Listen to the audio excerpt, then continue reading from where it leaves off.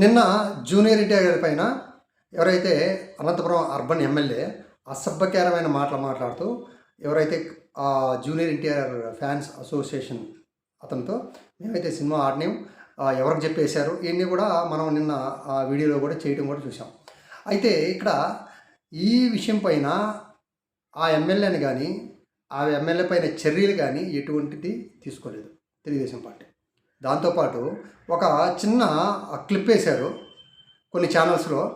చంద్రబాబు నాయుడు గారు ఆగ్రహాన్ని వ్యక్తం చేశారు, చాలా సీరియస్గా తీసుకున్నారని చెప్పి. ఎటువంటి ఎక్కడ కానీ ఆయన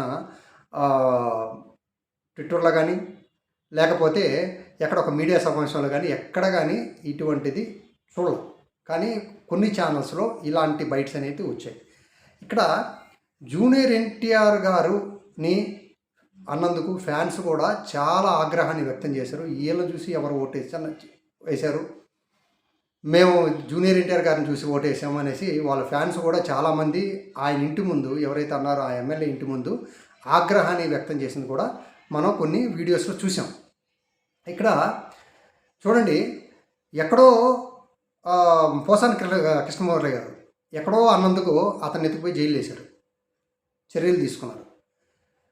రామ్ గోపాల్ వర్మ గారి మీద ఒంగోలులో కేసు పెట్టారు, ఎప్పుడో ఏదో మనోభావాలు దెబ్బతిన్నాయంట.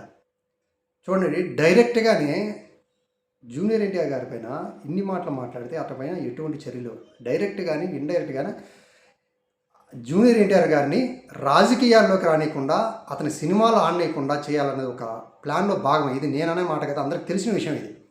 అయితే చూడండి ఒకసారి, జూనియర్ ఎన్టీఆర్ గారు ఆయన ఆడియో ఫంక్షన్లో ఆయన అన్నది ఏంది, నా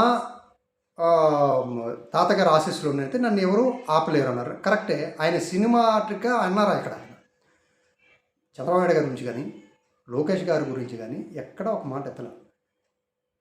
వాంటెడ్గా జూనియర్ ఎన్టీఆర్ గారిని రానియకూడదు, జూనియర్ ఎన్టీఆర్ గారి సినిమాలు ఆడకూడదు ఇనేది ఒక నాడు అయితే ఆంధ్రప్రదేశ్లో నడుస్తుంది.